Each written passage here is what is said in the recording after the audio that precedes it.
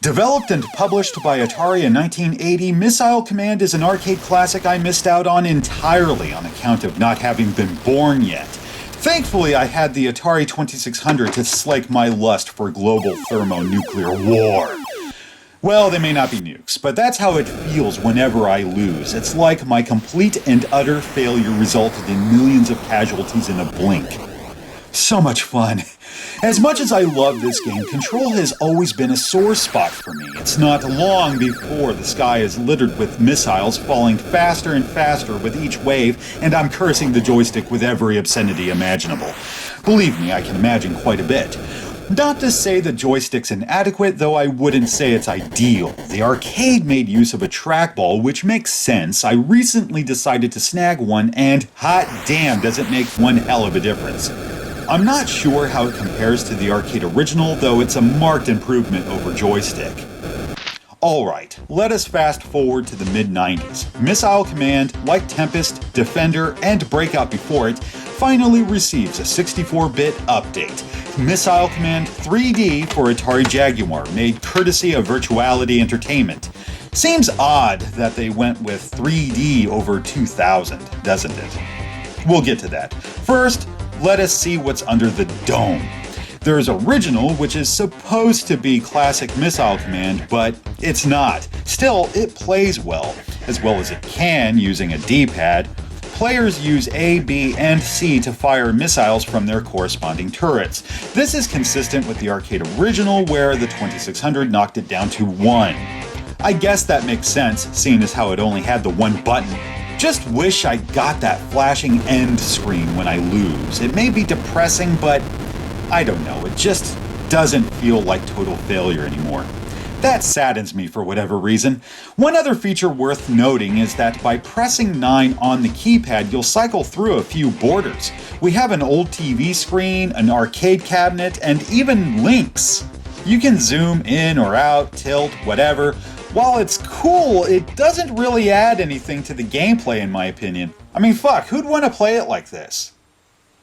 Okay, on to Missile Command 3D. Same objective as always, defend your cities from missiles and attack fighters. There's even asteroids, though not as common.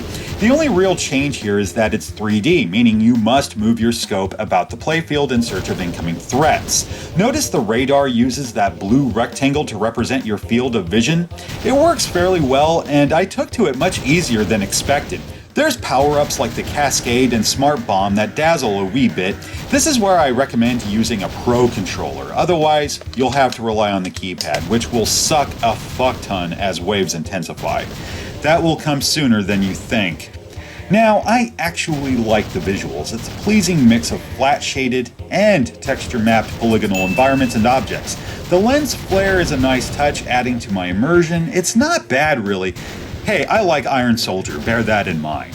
Like Iron Soldier, the music's kick-ass. It has a cinematic intensity that holds my attention, complemented by crystal clear, bass-heavy explosions that satisfy immensely.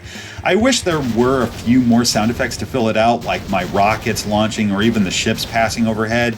It's not a major gripe, but fuck it, I'd give the audio a passing grade. The one thing that hurts this mode is the D-pad. I've grown so accustomed to the trackball that using a D-pad feels very sluggish now. Once the action reaches Michael Bay levels of absurdity, that pad's gonna feel inadequate right quick. It may turn off some less forgiving players. Regardless, I think it's a fun game. Flawed, sure, but not a waste. So long as you don't walk into it expecting Defender 2000 or Tempest 2000, there's a chance. Alright, what's up with Virtual Mode? Like Missile Command 3D, it's, well, 3D. Again, though a bit more involved. Made up of 3 stages with 3 levels per, players move between 3 turrets using either the keypad or shoulder buttons if applicable, firing lasers, missiles, or smart bombs when available. The laser's your primary weapon. It requires ammo, which is dropped by enemy ships along with upgrades. The missiles are best used against bosses, like the giant eel, unidentified flying objects, a fucking dragon, and so much more. Missiles can be detonated by the player, but this is problematic. You can't shower the terrain with missiles. You press the fire button once to launch, then again to detonate. It feels off somewhat, though I came to terms with it. Eventually. As with every other mode on this cart, the action is going to demand crackerjack timing or a strong tie with the Force in order to succeed. That or a lot of patience coupled with a ton of practice. I enjoy this mode for what it offers. I mean, it demands your attention and forces you to multitask like a motherfucker. It looks and sounds good by the platform standards. That D-pad though, Also, I can't stress just how much better this game plays with a Pro controller. Using the shoulder buttons to switch turrets feels so much more comfortable and natural. Otherwise, you're stuck with the keypad. Seriously, if you haven't gotten one by now, get on it. Fast. Still, I can't help but feel Control could have been better. Well, it may have been had Atari released the VR unit.